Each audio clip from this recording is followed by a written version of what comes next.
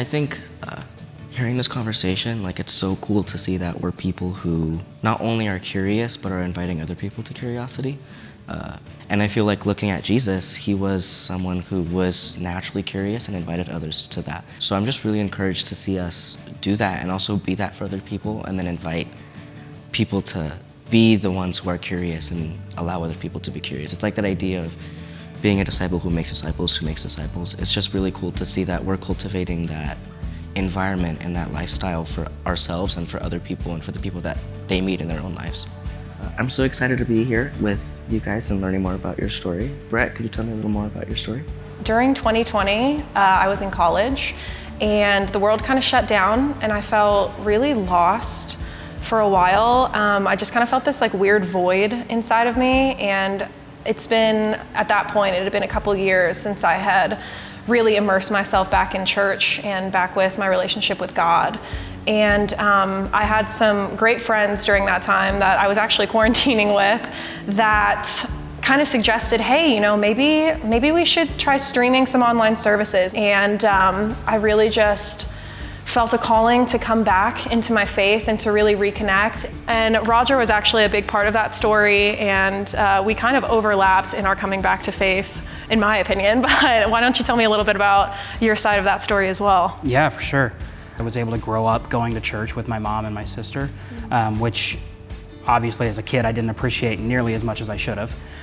But then when I got older and where our stories overlap, when I was just leaving college, I had a pretty traumatic thing happen. My girlfriend at the time attempted suicide while she was on the phone with me, and that kind of sent me into a spiral of just doing the wrong things, trying to fix things myself, and battling depression and really trying to just approach everything from my own perspective. I just realized, like, I can't do this anymore and I can't do this by myself.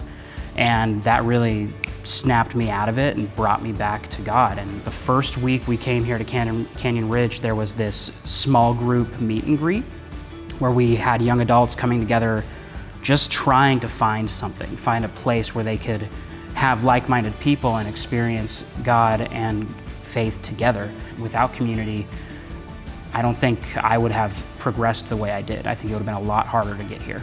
David, I would love to hear a little bit more about your story. We're kind of in the same boat. Like, I grew up in the church kind of. My parents were very heavily involved in the church. My grandpa was a pastor in Brazil. And church was just always a thing that we did. I never really knew why. I never understood it. Like, I always say that it was my parents' faith that I just tagged along with. It was never my own. And I just started questioning everything. And that was the first time where I was like, why am I doing this? That was the first time that I decided to take a step for myself to follow God. You guys had mentioned that in your young adult groups, you guys have cultivated that space and creating space to ask questions and seeing stories from that. How's that been going? How does that look like? We've been praying for that before moving here. We've been praying to find a place to be communal, to be with others. And it was just like that. Like, we put that in his hands and he said, here you go. I got you. We have people from all different corners of the earth, all different walks of faith, coming together to ask some really difficult questions. And having that group and having all of those questions answered and asked and kind of learning together in that safe space, in that open environment, in that inviting the Holy Spirit in situation, you know, it really helps not only drive your faith forward, but build the community around you. Someone once told me that, like, imagine you commission 4 artists to go paint a mountain, but you put them in 4 different directions. You're gonna get 4 different pictures, but it's the same mountain. You get all of these different perspectives that add on to the mountain. Like, you add on to each other, you build off of each other, and that's kind of like that invisible spring of, like, everybody working together to just build off to just see it flourish. Right? We can help guide people and we can help give that back and help them through what they're going through.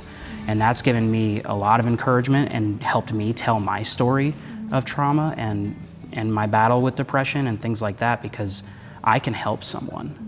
And God is putting me in somebody's path for someone else.